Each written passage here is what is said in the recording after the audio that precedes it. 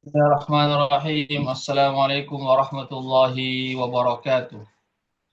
Alhamdulillahirabbil alamin. Wassalatu wassalamu ala al-mab'uts rahmatan lil alamin wa ala alihi wa sahbihi ajma'in. Amma ba'd. Ikhwatal Islam rahimakumullah. Pertama-tama kita senantiasa memuji Allah Subhanahu wa taala dan bersyukur kepadanya atas segala limpah rahmat dan hidayahnya sehingga pada malam hari ini kita dapat bersua kembali di ruang Zoom dalam program kajian tafsir. Salawat dan salam senantiasa tercurahkan kepada junjungan kita Nabiullah Muhammad sallallahu alaihi wasallam serta keluarga dan para sahabatnya, para pengikutnya yang tetap setia berpegang teguh kepada sunnah-sunnah beliau dan para sahabatnya hingga hari kiamat kelak. Amin ya rabbal alamin. Ikhwatal Islam rahimakumullah, insyaallah kita melanjutkan kajian tafsir kita dari kitab Taisir Al-Karimir Rahman. Kita sekarang sampai pada surah Al-Baqarah ya, ayat ke-253 ya. Ya, ayat 253.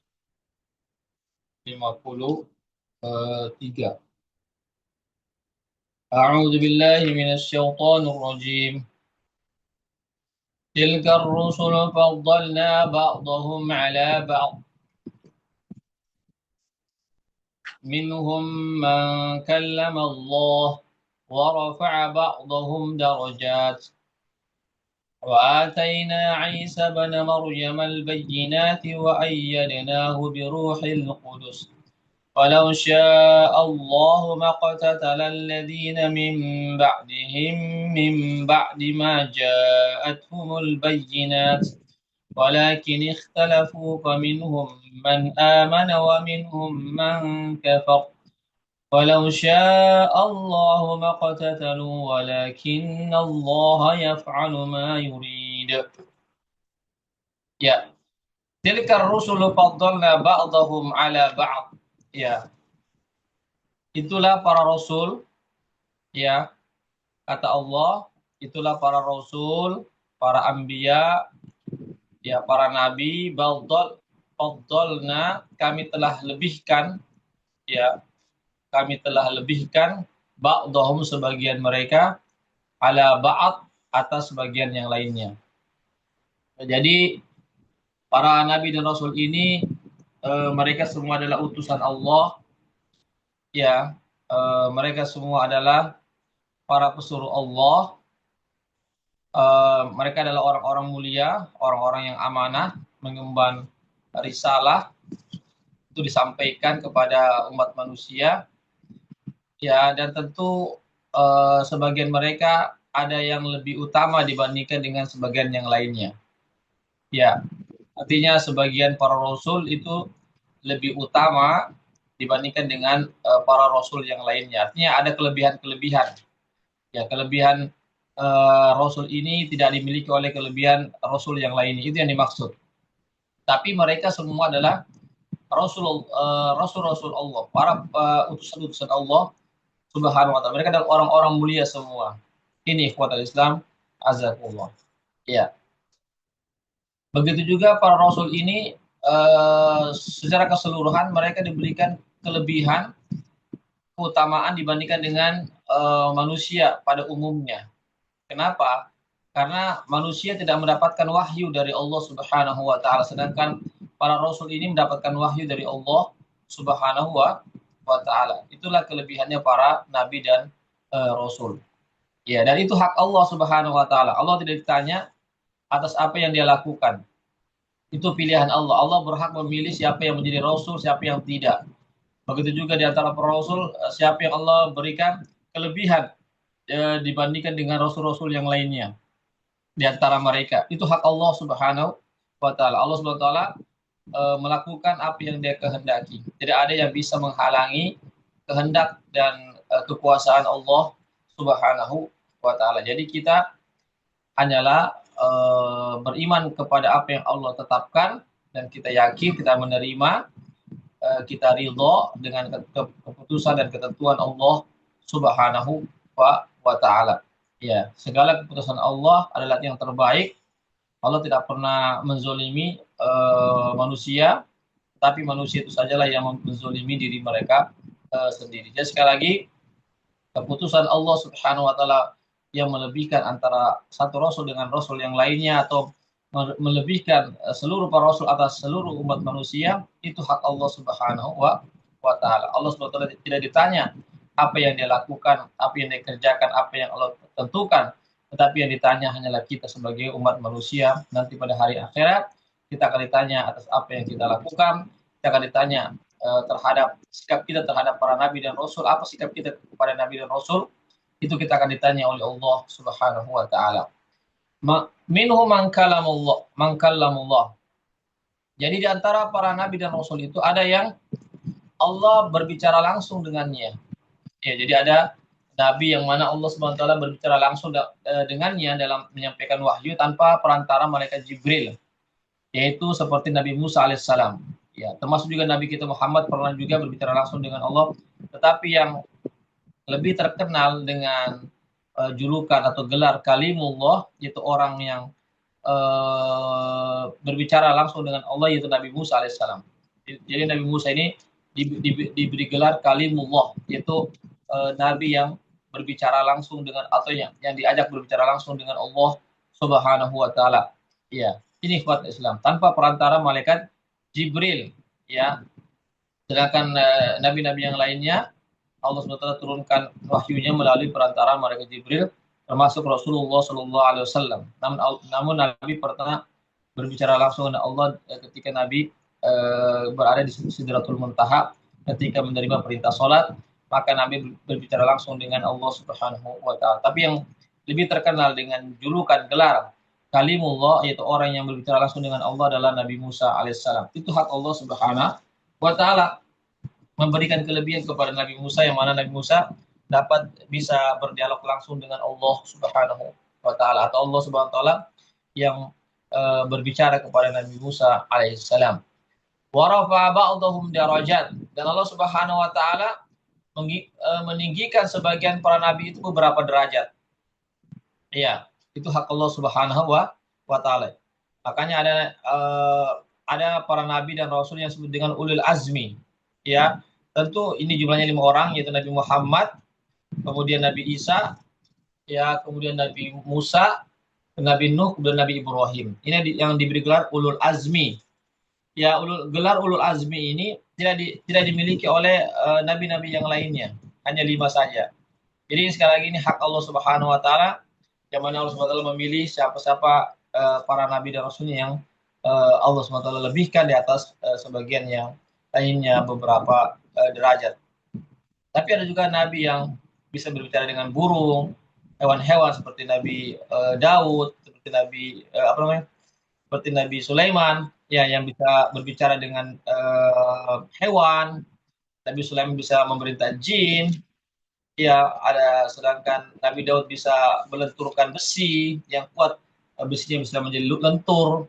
Itu semuanya kelebihan-kelebihan yang Allah Subhanahu wa taala berikan kepada nabi-nabinya. Ya. Kemudian wa ataina Isa bin Maryam al-bayyinat, dan kami telah memberikan kepada Isa ibnu Maryam al-bayyinat, yaitu keterangan-keterangan, ya, petunjuk-petunjuk, hukum-hukum, ya, yang kita kenal dengan kitab Injil. Ya, kitab Injil, Allah SWT menurunkan kitab Injil kepada Nabi Isa alaihissalam sebagai pedoman hidup bagi Bani Israel pada saat itu.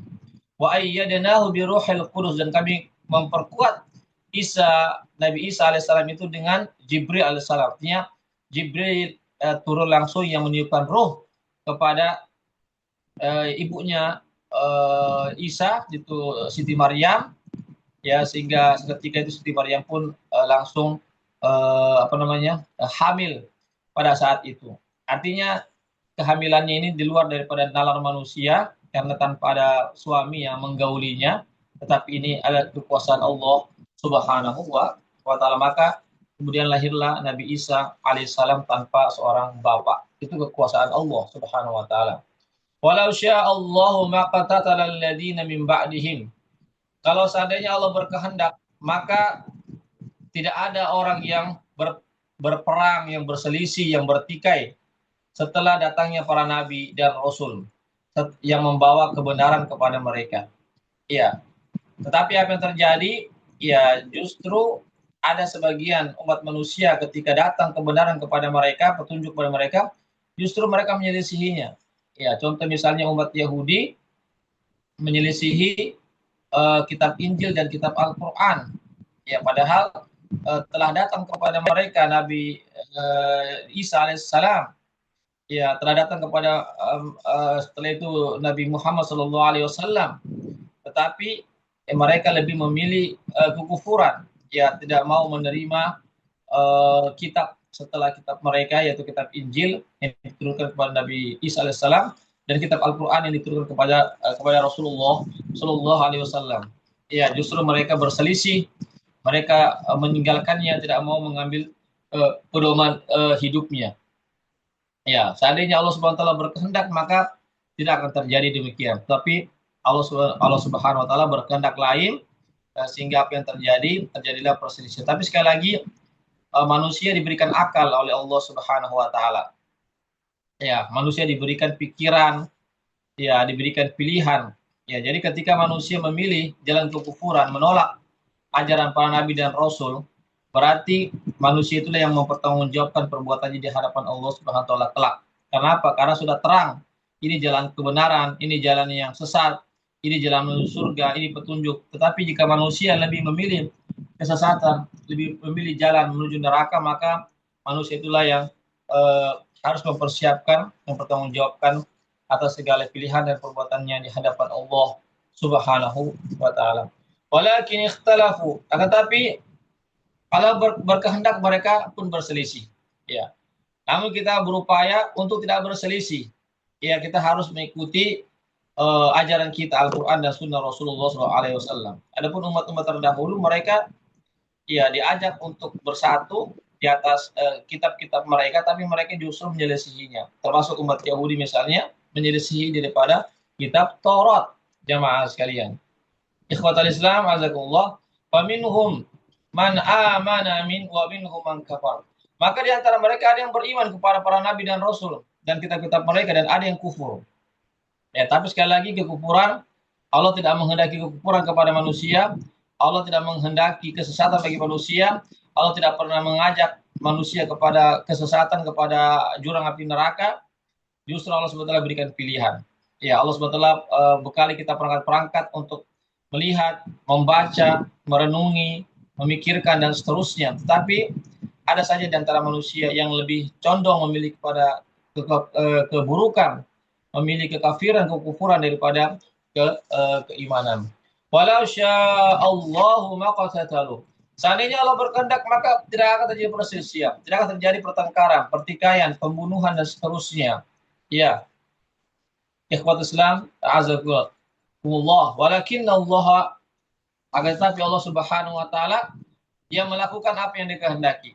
Ya, itu sudah ketentuan Allah. Ya, di dunia ini ada manusia yang kufur, ada manusia yang taat, ada yang jahat, ada yang baik, ada manusia yang beriman, ada yang tidak beriman. Itu semua atas kehendak Allah Subhanahu wa taala, dan Allah tidak ditanya atas apa yang dia lakukan. Ya, jangan kita bertanya, ya Allah, kenapa ada simpulan kufur, ada yang kafir, ada yang Islam, ada yang tidak Islam, ada yang taat. Itu Allah tidak ditanya. Jangan kita menanyakan demikian. Ya, yang menjadi tugas kita, kewajiban adalah kita beramal untuk diri kita, untuk orang lain, agar kita selamat, agar orang lain juga bisa selamat. Ini yang menjadi tanggung jawab kita. Jangan kita memikirkan sesuatu yang merupakan ranahnya Allah, ya, yang merupakan yang merupakan daripada hak-haknya Allah Subhanahu wa taala, ya. Allah Subhanahu wa taala yang menciptakan ini dan seterusnya, yang menentukan ini dan seterusnya, itu hak Allah Subhanahu wa taala. Ini ikhwat Islam, azakumullah. Kemudian yang berikutnya, ya ayyuhalladzina amanu anfiqu mimma razaqnakum Wahai sekalian orang-orang beriman, ya berinfaklah kalian dari rezeki yang saya telah berikan, dari sebagian rezeki yang telah saya rezekikan kepada kalian, ya min qabli, dan sebelum an ya'tiya yaumun, sebelum datangnya hari, la bai'un fihi, tidak ada jual beli di situ, tidak ada persahabatan di situ, dan tidak ada pemberian pertolongan pada saat itu. Wal kafiruna humul zalimun, dan orang-orang kafir itulah orang-orang yang zolim terhadap diri mereka dan terhadap orang lain. Jadi di ayat ini sangat jelas sekali Allah Subhanahu wa taala memanggil khususnya orang-orang beriman untuk menginfakkan sebagian hartanya di jalan Allah, dan harta itu sebenarnya pemberian dari Allah Subhanahu wa taala. Oleh karena itulah ada pemberian, maka ada hak-haknya di situ. Hak-haknya Allah yang harus ditunaikan. Itu apa? Kita menunaikannya kepada fakir miskin, ya orang-orang yang tidak mampu, ya ada harta yang kita gunakan untuk masjid, untuk kegiatan pendidikan dan dakwah dan seterusnya.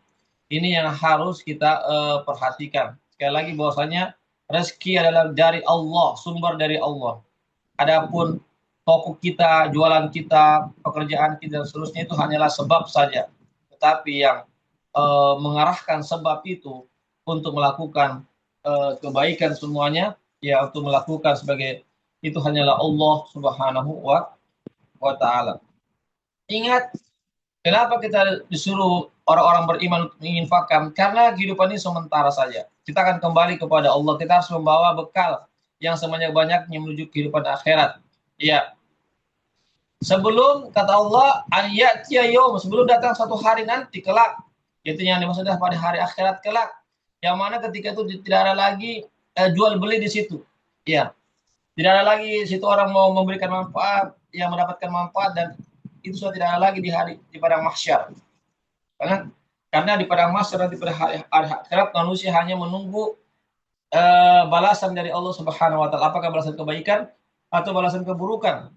Itulah yang manusia akan tunggu nanti pada hari akhirat. Tidak lagi di sini jual beli, tawar menawar dan seterusnya, sewa menyewa, pinjam meminjam, sudah tidak ada lagi nanti pada hari akhirat. Wala khullatun, bahkan tidak ada juga persahabatan pertemanan. Ya, boleh jadi seorang di dunia dia punya teman, tetapi di hari akhirat mereka nafsi-nafsi. Ya, setiap orang memikirkan diri sendiri agar dia selamat dari kejadian yang sangat luar biasa pada hari akhirat kelak, jamaah sekalian. Wala syafaat, dan tidak ada syafaat, ya, kecuali mendapatkan izin dari Allah Subhanahu wa taala saja.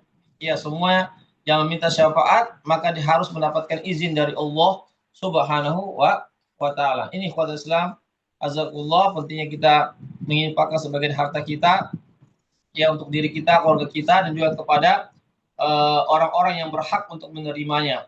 Kenapa? Karena semua itu merupakan ladang pahala kita, investasi kita yang kekal abadi nanti di hari akhirat kelak. Wal kafiruna humul zalimun, dan orang-orang kafir itulah orang-orang yang zalim. Ya, jadi orang kafir kenapa dinamakan dia orang yang zalim? Ya, karena dia telah menzalimi diri mereka sendiri, yaitu dengan tidak beriman kepada Allah, yaitu dengan melakukan ya perbuatan-perbuatan yang menyimpang dari jalan Allah Subhanahu wa taala. Ya, orang-orang kafir ini orang-orang yang menyekutukan Allah Subhanahu wa taala, orang-orang yang ya bahkan ada yang sampai tidak memiliki Tuhan, ya, yang mengakui tidak adanya Tuhan. Mereka adalah orang-orang yang zalim. Dan kezaliman yang paling besar adalah ketika manusia itu menyekutukan Allah Subhanahu wa taala, ya, yaitu dalam beribadah kepadanya atau menyekutukan Allah dalam perbuatan-perbuatan Allah Subhanahu wa taala. Ini ikhwatul Islam, azakullah, barangkali yang bisa kami selesaikan pada malam hari ini 2 ayat, ya. Semoga ada memberikan motivasi kepada kita, ya, bahwasanya para rasul ini punya hak, ya, atas kita, ya, yaitu kita harus kita harus mengetahui apa hak-hak para rasul, ya, apa hak-hak mereka, apa kewajiban kita terhadap para rasul ini yang harus kita pahami bersama. Ya, jadi para rasul itu khususnya Nabi kita Muhammad Sallallahu Alaihi Wasallam harus kita benarkan sabda-sabda beliau. Kita harus ikuti sunnah-sunnah beliau, dan kita harus tinggalkan apa yang beliau tinggalkan, apa yang beliau larang. Janganlah kita beribadah kecuali apa yang Nabi tuntunkan. Ini ikhwatul Islam, azakumullah. Ya, barangkali ini yang bisa kami sampaikan. Ya, secara singkat saja 2 ayat. Mudah-mudahan ada manfaatnya bagi kita semuanya. Sebelum saya tutup, pada bertanya dipersilakan.